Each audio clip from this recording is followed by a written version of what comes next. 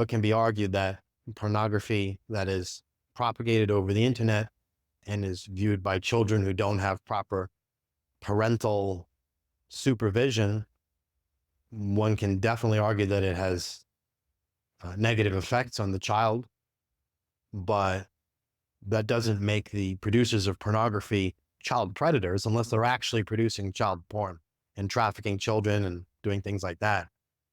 So this is very problematic, because then they lump all these different inflammatory baskets together, which are very different baskets actually.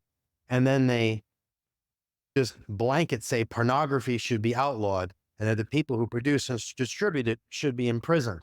Does that mean if you take an erotic photo of your girlfriend, or you film your honeymoon night with your wife, does that mean now that you can be imprisoned for doing so?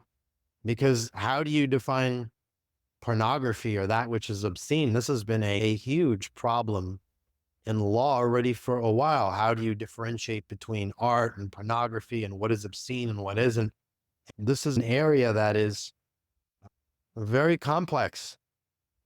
And one of the reasons they probably lump together the idea of transgender ideology and sexualization of children and child predators is to gloss this over.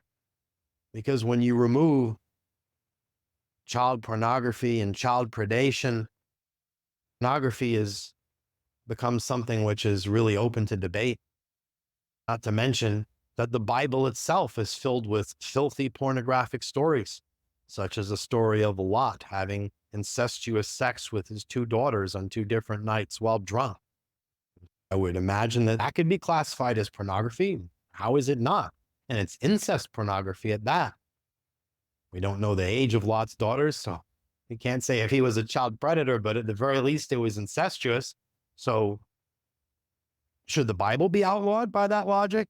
Should people who produce and print and distribute Bibles be imprisoned? Okay, that actually sounds like a good idea, so let's do it, right?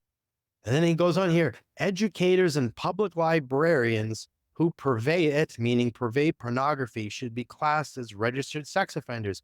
What public librarians are purveying pornography? I'm pretty sure that if I go to my public library anywhere around here, that I'm not going to find pornographic magazines there. I'll probably find some Bibles which have filthy incestuous stories, but I don't think I'll find any pornographic magazines. And how would someone selling a pornographic magazine be classified as a sex offender? Someone who molests children or is a rapist is a sex offender, but someone who enjoys erotic literature or writes romance novels should be a registered sex offender or should be imprisoned, because most of these romance novels are filled with pornography or pornographic stories.